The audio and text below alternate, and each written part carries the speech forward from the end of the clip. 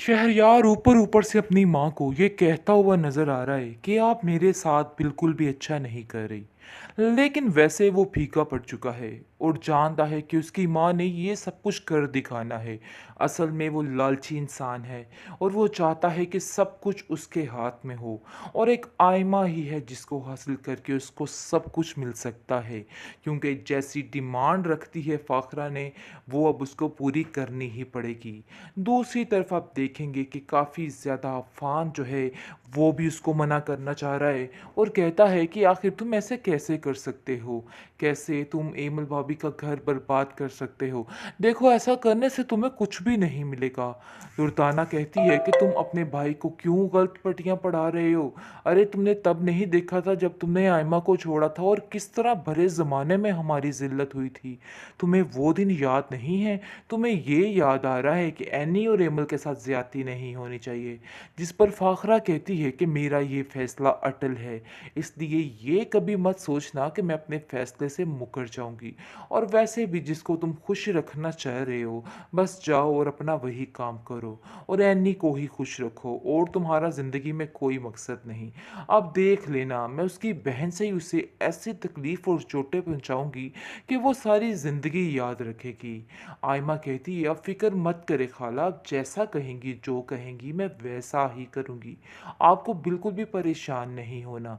देखिएगा जब हम दोनों मिल जाएंगी तो फिर चंद ही दिनों में ये दोनों बहनें घर छोड़कर चली जाएंगी।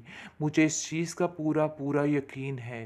दुर्दाना भी काफ़ी खुश है और कहती है कि अब जाकर लग रहा है कि सारे मामलात अब मेरे हाथ में हैं और देख लेना अनकरीब बहुत जल्द यानी कि सब कुछ ठीक होने वाला है और मैं सब कुछ अपनी मुट्ठी में करने लेकिन वाली दूसरी हूँ। तरफ आप देखेंगे कि एमल के बाप और माँ दोनों काफ़ी परेशान हैं, क्योंकि उनको पता चल चुका है कि शहरयार क्या करने वाला है। इस बात की टेंशन ने उनको बहुत ज़्यादा परेशान करके रख दिया है, क्योंकि अगर उनकी एक बेटी खुश है तो दूसरी को तो वो परेशान नहीं देख सकते।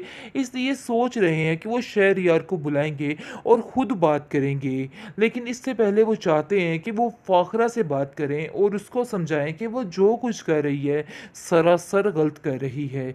ऐसा करने से कोई हल नहीं निकलेगा, उन्हें थोड़ा तो सब्र करना चाहिए।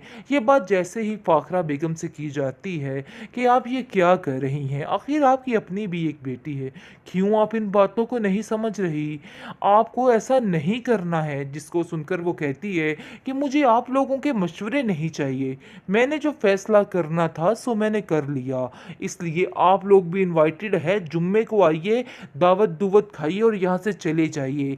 आगे से आप देखेंगे कि उसका बाप कहता है कि हम इतने भी बेगैरत नहीं हैं कि अपनी बेटी की इस तरह की खुशियों यानी कि जो उसके दुख हैं उस पर खाना खा के चले जाएं। देखिए ऐसा नहीं हो सकता है, हम एमल के साथ ये नाइंसाफ़ी नहीं होने देंगे। जैसे हमने एनी की ज़िंदगी को खुशगवार बनाने की कोशिश की है, इस तरह हम शहरयार को भी मना करेंगे और हमें यकीन है कि वो हमारी बात मानेगा। लेकिन एमल को भी समझ नहीं आ पा रही कि आखिर उसकी माँ ने क्या धमकी लगाई है। अरे लालची इंसान है वो और लालच में आ चुका है और लालच की खातिर कुछ भी कर सकता है। बस यही बात ने उसका दिमाग ख़राब करके रख दिया है और इसी बात की टेंशन ने उसको परेशान किया हुआ है। खैर आप देखेंगे कि वो उसको समझाने की कोशिश कर रही है कि आखिर आप क्या कर रहे हैं, आप ऐसा कैसे कर सकते हैं। आगे से वो कहता है कि मुझे खुद समझ नहीं आ रही कि मैं क्या करूं, देखो जो होगा वो बेहतर ही हो। शहरयार की माँ ने शहरयार की दुखती रग पर हाथ रख दिया है, क्योंकि वो जानती थी कि मेरे बेटे की कमज़ोरी क्या है। असल में शहरयार की कमज़ोरी लालच है, जिसकी बिना पर वो खामोशी से हर बात मान सकता है। लेकिन अफ़ान उससे बिल्कुल मुख्तलिफ है। वो किसी भी तरह एमा से शादी के लिए नहीं मान सकता था, क्योंकि उसमें लालच नाम का कीड़ा नहीं था। बहरहाल अब देखेंगे कि आयमा दिन ब दिन काफ़ी रोना रोना शुरू हो जाती है और कहती है अफ़ान ना सही लेकिन शहरयार से शादी करके मैं अपने सारे बदले पूरे कर लूँगी।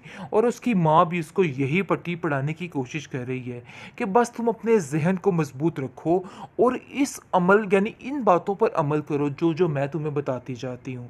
इस पर आयमा कहती है कि आप बिल्कुल फ़िक्र मत करें, अब तो ये बात मेरी ज़िद बन चुकी है, क्योंकि एनी और एमल से बदला लेने के लिए ये बहुत ही बेहतरीन हल है और मैंने सोच लिया है कि मैं ऐसा ही करूँगी।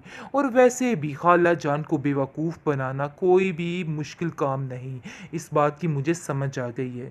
उनको हम इस कदर कर देंगे एनी और एमल के ख़िलाफ़ कि वो खुद मजबूर हो जाएंगी कि वो इस घर से निकल जाएं और साफ साफ ये बात कर देंगी। जिसको सुनकर उसकी माँ कहती है कि बेटा, तुम तो मुझसे भी 10 हाथ आगे निकली हो। तुम्हें मैं समझती थी कि तुम इन बातों में बहुत मासूम हो और तुम्हें इन बातों की समझ नहीं आएगी, लेकिन यकीन मानो कि तुम्हारी ये चालाकी होशियारी देख के मेरा दिल खुशी से बस फूले नहीं समा रहा और समझ ही नहीं आ पा रही मैं क्या करूं।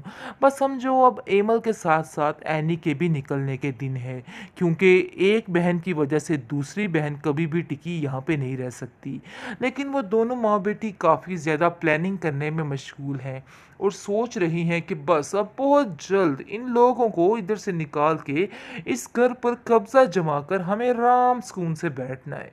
लेकिन दूसरी तरफ आप देखेंगे कि एमल के बाप और माँ दोनों काफ़ी परेशान हैं, क्योंकि उनको पता चल चुका है कि शहरयार क्या करने वाला है। इस बात की टेंशन ने उनको बहुत ज़्यादा परेशान करके रख दिया है, क्योंकि अगर उनकी एक बेटी खुश है तो दूसरी को तो वो परेशान नहीं देख सकते।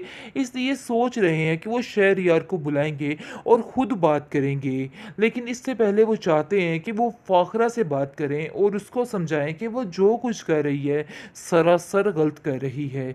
ऐसा करने से कोई हल नहीं निकलेगा, उन्हें थोड़ा तो सब्र करना चाहिए। ये बात जैसे ही फ़ाखरा बेगम से की जाती है कि आप ये क्या कर रही हैं, आखिर आपकी अपनी भी एक बेटी है, क्यों आप इन बातों को नहीं समझ रही, आपको ऐसा नहीं करना है। जिसको सुनकर वो कहती है कि मुझे आप लोगों के मशवरे नहीं चाहिए, मैंने जो फैसला करना था सो मैंने कर लिया, इसलिए आप लोग भी इनवाइटेड है, जुम्मे को आइए, दावत दुवत खाइए और यहाँ से चले जाइए। आगे से आप देखेंगे कि उसका बाप कहता है कि हम इतने भी बेगैरत नहीं हैं कि अपनी बेटी की इस तरह की खुशियों यानी कि जो उसके दुख हैं उस पर खाना खा के चले जाएं। देखिए, ऐसा नहीं हो सकता है, हम एमल के साथ ये नाइंसाफ़ी नहीं होने देंगे। जैसे हमने एनी की ज़िंदगी को खुशगवार बनाने की कोशिश की है, इस तरह हम शहरयार को भी मना करेंगे और हमें यकीन है कि वो हमारी बात मानेगा। लेकिन एमल को भी समझ नहीं आ पा रही कि आखिर उसकी माँ ने क्या धमकी लगाई है। अरे लालची इंसान है वो और लालच में आ चुका है और लालच की खातिर कुछ भी कर सकता है। बस यही बात ने उसका दिमाग ख़राब करके रख दिया है और इसी बात की टेंशन ने उसको परेशान किया हुआ है। खैर, आप देखेंगे कि वो उसको समझाने की कोशिश कर रही है कि आखिर आप क्या कर रहे हैं, आप ऐसा कैसे कर सकते हैं। आगे से वो कहता है कि मुझे खुद समझ नहीं आ रही कि मैं क्या करूं, देखो जो होगा वो बेहतर ही होगा।